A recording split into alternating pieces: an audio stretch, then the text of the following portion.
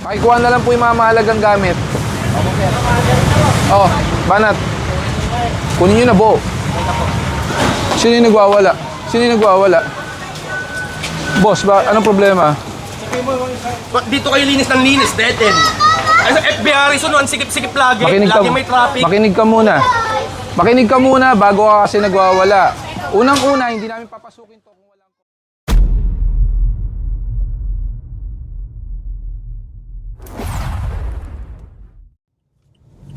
Ay, no parking. Perang po ng lisensya na lang. Harangin nyo nga to. Harangin nyo yung jeep. Perang po ng lisensya. Ayun talaga. Ayaw nyo makinig eh.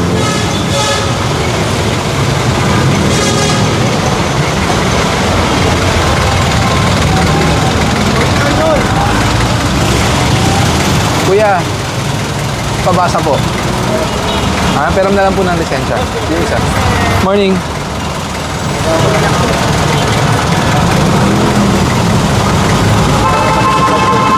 Tuto tayong sumunod para hindi kayo natitikitan. Kayo talaga. Yung lisensya binili ko doon. Oh, ito sa kanya.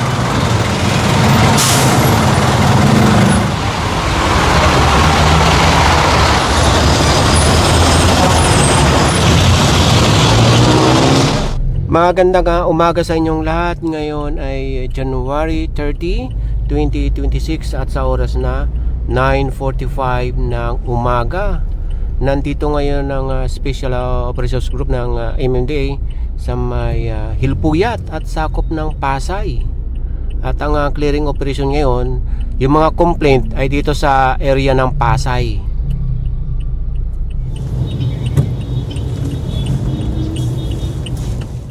Kanina, nasa northbound tayo. Ngayon, nag-U-turn. Parangin nyo, parangin. Tingnan maninigat pa dyan. Tingnan maninigat pa dyan. May delta lahat, may delta. Forward na lang kayo. Ito, yan. Sabas, sabas. Sabas, sabas. Boss, peram na lang po ng lisensya, ha? Naka-illegal parking po tayo. Po, pasensya na po, pero hinarangan nyo na yung bike lane. Naka-illegal park po kayo. Pwede ba ako mag-picture, sir? Opo, opo. Pwede bawal? Hindi, sige po. Nahuli na ako eh. Nahuli ka na. Pasensya na, sir. Ikaw kasi, dapat pumapala doon sa maayos. Oo nga eh. Okay. Pasensya na, sir. Sige po. Obstruction lang po tayo. Wala na, sir. Pwede po yan sa land bank, pwede rin po sa GCash. Sige po sir, pero na lang po. Skog, yung mga trapal, tulungan nyo na tanggalin.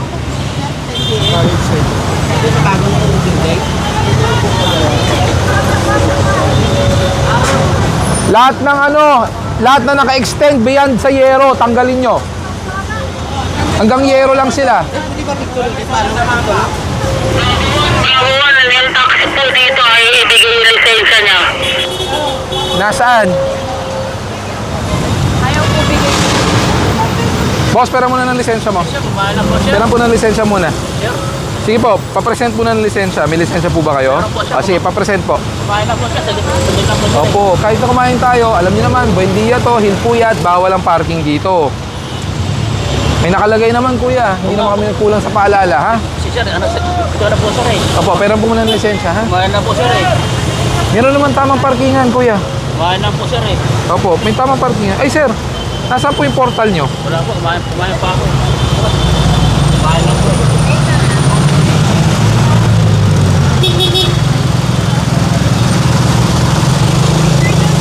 Sige, tabi na lang.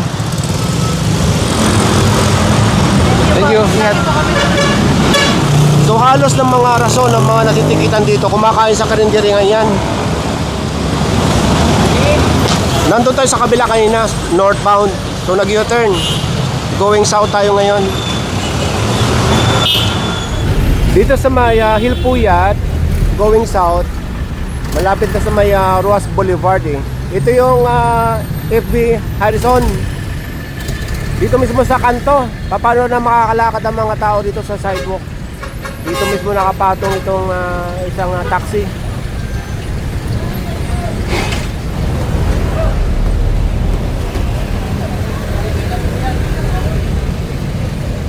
Dalawa yung susi, nagbumili ng pintura. Yun lang ang problema. Bakit po kayo dyan nagpapintura sa kalsada? Hindi nandun po yan sa loob po, nilabas niya lang ho. Ayun, siya po ang may kasalanan yan. Bawal po kasi pumarada dito.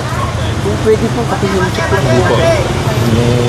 Maghihintay po tayo. Kailan po dadating? Yan, darating na ho. Inaano na. 5 minutes naman eh. Pag hindi po umabot sa 5 minutes, matotoo po yan. Opo, ganito lang po. 5 minutes lang po. Iano nyo sa oras. Pag 5 minutes, hindi dumating driver, tumana na. Dito ba tayo papasok? Dito ba? Dito? Dito na pala yung complaint area. Habang may nahatak dyan sa FB Harrison, tingnan lang natin itong pangalan ng street. Paano babasahin ito? For Veneer ang street na ito. Bawal po kayo dito.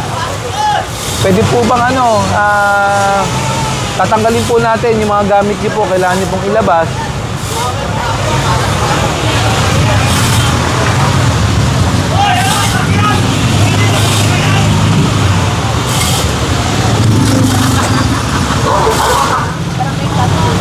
Barangay Chairman, nagpalagay sa inyo dito. Ayun lang po, bakit dito? Bangketa po to. Pakikuha na lang po yung mga mahalagang gamit. Oh, banat. Kunin nyo na buo. Hindi, gawin nyo. Tanggalin nyo yung bubong para mailusot. Oh, para mailusot. Ano po, sir? May ano dito, pero nagwawala dito. Sige, sige. Asan yan? So, Eskog na nga bahala dyan. Kakarga na sa truck. So, dito raw tayo sa looban at meron nagwawala. Skog, yung barangay, pakilinis nyo yung mga gilid. Yung mga halaman, tanggalin nyo. Lahat, ilipat. Ano bang problema? Anong 1-6? Yung mga residente rito, nagwawala. Puro mga ditato. Dito to.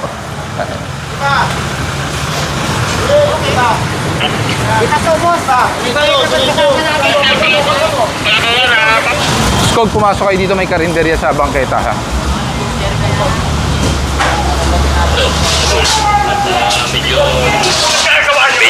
Medyo yung mainit yung Sino yung nagwawala? Sino yung nagwawala? Boss, anong problema? Sabihin mo sa kanya yung sinasabi mo. Parang mali na kasi boss eh. Bakit mali? Dito kayo linis ng linis, dead end. Ano, FB Harrison, ang sikip-sikip lagi. Lagi may traffic. Makinig ka muna. Makinig ka muna bago ka kasi nagwawala. Unang-una, hindi namin papasukin to kung walang complaint. Ang complaint, Sino matangang magko-complain na traffic doon kasi ang dami nakaparada? galing 8888, Presidential Complaint Hotline. Gusto mo ba ng kopya ng complaint? Pwede kita bigyan ng kopya. Walang problema po yun. Para makita nyo.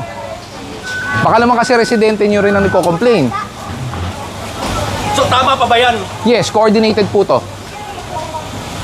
Sige, anong basis mo para hindi maging tama? Pakinggan kita muna.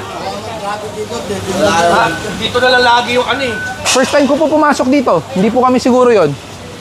Ngayon lang po ako nakatanggap ng 8888 dito. Dumaan po kami sa barangay. Andiyan po ang barangay. Dito kayo linis ng linis. FB Harrison, no? Laging traffic dyan. Andun po. Hindi kami nakaabala. Andun po. Nagtotowing din po kami ngayon doon. Hindi namin pa... Yun yung inuuna nyo. Boss, ang 8888 within 72 hours kailangan i-comply. Nasa batas po yun. Saka ano magiging basis nyo na hindi tama ito? Kung bibigyan nyo po ako ng batas na mali po to, sige. Gusto mo ba ng kopya ng complaint? Pwede kita bigyan. Walang problema po. Nakabidyo tayo, gago.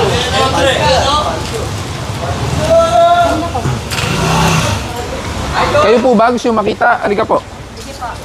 Ate, pwede po, gusto po namin malaman kung sino po yung nagko-complain lagi. Kasi po to. na po kasi ito Ayan eh. January 14, nagkaroon daw ng clearing operation. So hindi ko po alam kung sino yun. LGU daw po ang nag-clearing. So hindi ko po malalaman kung sino po yun. Okay? Ayan po. Office of the President po yan, ha? Apo, pero pwede po namin malaman. kung I-request sino nyo po sa barangay. May copy na sila. ganun po, Yes pwede po. Yun. Kasi di ba sir, pag ganitong dead end, parang ano na po yun? Unless it's private. Paano po siya naging private Hindi, dito? yun nga tanong ko sa inyo. Unless private, hindi namin papasukin. But this is considered public road. Tama po ba? So public, under Supreme Court ruling, Metro Manila Council ruling, ang MMDA po may jurisdiction to clear all roads po. Kung matatandaan nyo, back in 2022, may Pero, DILG sir, memorandum excuse lang po tayo. Sir, excuse lang po. Dito po, dead end na po ito. Apo. Lagi pong nililinis dito. Pero yung kanto lang po dyan, no, ng barangay, yung mga jeep, yung mga Ayun po. sasakyan, hindi po kinukuha. Ayun, yung ST. Last year po, nung nag-ano po dito, nag-clearing sila, nandun lang po yung sasakyan ng kapitan. Ganito po. Kung sinong sila yung nag-clearing, ireklamo nyo. Kasi ako po, kami nag-clearing, STL nga, tinanggal ko, giniba ko ngayon eh. Okay. Di ba?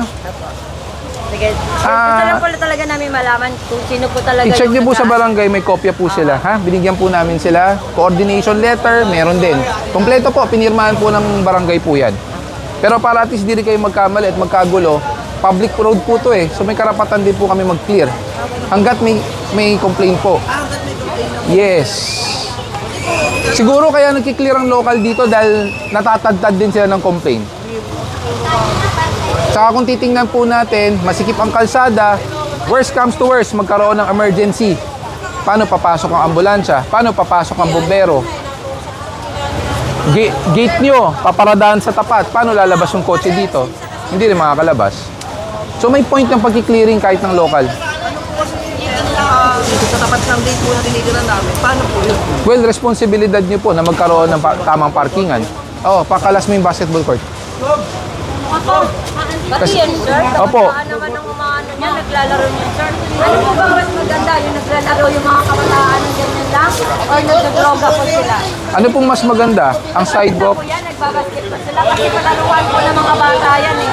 Yan lang po yung libangan nila tuwing hapon, sir eh. Next question. Ang sidewalk po ba pribadong pagmamayari o pang publiko? Ano po ba? Ano po ba? Okay, next. Ano po ang purpose ng sidewalk? Nilalakaran, dinadaanan. So hindi po lagay ng basketball court. Hindi po siya. Yan naman po namin yun, sir. Nandun naman po kami. Pero ano naman Sino ba naglagay ng court? kami po, mga kabataan dito. So private. Ayan ang problema. Kino-complain nyo si barangay, pero kayo mismo, Hindi, sir, kasi ay mali rin po kayo. every time po na may ano dito, nililigpit po. Kaso hindi po nakaligpit. Kami ng barangay. Hindi po nakaligpit. Hindi po talaga siya naligpit, pero nililigpit po talaga yan. Hindi po ako naniniwalang nililigpit. Alam niyo po ba bakit? Kasi kung nililigpit niyo po yan, January 14, hindi na po magko-complain nakasama ang basketball court. Ibig sabihin mula January 14. Yung mga nagko-complain, sobrang kupal. Ganun lang po kasimple yun, sir. Pati basketball ng mga bata. Sila yung complain. Pero may point, Pag nagkasunod sila, hindi kami tutulong kahit anong mangyari. Kupal sila. may point din naman po sila eh. Dahil sidewalk po yan. Sir, good morning po. Opo. Makikiusap lang po ako dun sa ano. Pinag-grab po kasi, nabalengke lang po yan. Pag lumagpas po sa 5 minutes, matutuo po talaga. Opo. Ano po, paglabas lang po kasi nung asawa ko. Check nyo na lang po sa oras ng video ng tow truck. Pag lumagpas po ng 5 minutes, towed na po talaga yan. Kinuha lang po. Teka lang sir, naanin Opo, sa opo. opera. Ha? Sige po. Pwede ba tingin ano? Hindi na po natin pwedeng ibaba once na naisampa na po yan. Sikita na lang po. Pag naisampa na po, hindi na po pwedeng ibaba. Bawal na po yun. Nakikiusap lang. Pasensya na po. Pag hindi pa po naangat, pwede natin pagbigyan pag hindi pa lumalagpas sa 5 minutes. Pero pag lumagpas na po yan at naiangat, towed na po yan, bawal po ibaba yan. Magkano po yun? Hindi ko po masasagot ang towing fee, pero yung ticket po, 2,000 dahil Pwede unattended. po, bayaran na lang po namin. Hindi po pwede dito dahil wala po kaming resibo dito. Kasama, babayaran po sa Kasama na lang. Sumama na lang po kayo, parang hindi Para na hindi mag-commute. na. Hindi na po iano sa to. Mato. Ay, Baka hindi mas po. mahal po. Ay, hindi. Same lang din po yan. 2,000 din po. Yung ticket na 2,000 sa driver po yun. Yung towing fee, iba pa po yun. Opo, para hindi na po Hindi po, kasi pag unattended po yan, towed po talaga. So there constitute a towing fee po talaga yan. lang po kasi yung susi na malengke lang kasi yung asawa. Pasensya na po ha, wala kasi yung ordinansa ng parking dito. Coordinated naman po ito sa barangay. At they informed us, wala nga pong one-side parking. Ang complaint po kasi dito, galing na po sa 8888, Presidential Complaint Hotline po. Kino-complain po yung mga tindahan, parking, basketball court, lahat na po. Eh, hindi naman po yata kami nagkulang dahil sabi naman ng ibang residente dito, nagki-clearing na nga po ang local. So, hindi ko po alam bakit di po kayo na-inform. Oo, coding lang. Coding lang po talaga O, sana pinasok nyo na sa garahe. May garahe naman po ata kayo. Dahil dyan na lang. Kasi pag, alam mo bang that's constitute a bribery na gusto mo ibaba ko ang sasakyan mo? I mean po Paano tayo, sorry pero paano tayo makakasunod, paano natin mababago yung ganong kaugalian natin? Kung yung pagkakamali natin, mag-iisip tayo ng paraan para gumawa ng Sorry po, escape, yung di ba? lang po, eto, Saan niyo po ba natutunan yan? Yung pwedeng ibaba sa malayo? Nangyari na po ba dati yan sa inyo? Naririnig lang. sorry sa Mali po yun. Mali pong, Bawal po yun. mali pong information. That's illegal. Maling pakiusap niya. Illegal po yun. Pag nangyari po yun, Sorry po doon sa Opo. maling pagkasabi niya po ang pakiusap. Hindi, may nagbigay ng idea. That's why ganun. Kundi hindi niyo naman po alam yung ganun eh. Illegal po yun, ma'am. Opo, ayan, we understand naman Opo, po. illegal po yun. Humingi po kami ng dispensa. Tapos kung hanggang dito. Pwede kayo sumama sa truck para hindi kayo mag-commute papuntang impounding. Yun lang po ang mabibigay kong konsiderasyon. Mga magkano po kayo? Hindi ko po masasagot yung towing kasi hindi po ako may hawak na impounding eh. Pwede naman po kayo makiusap doon. Wala po kayo. Huli mo na lang muna, sasama na lang tayo. Anong kotse po ba?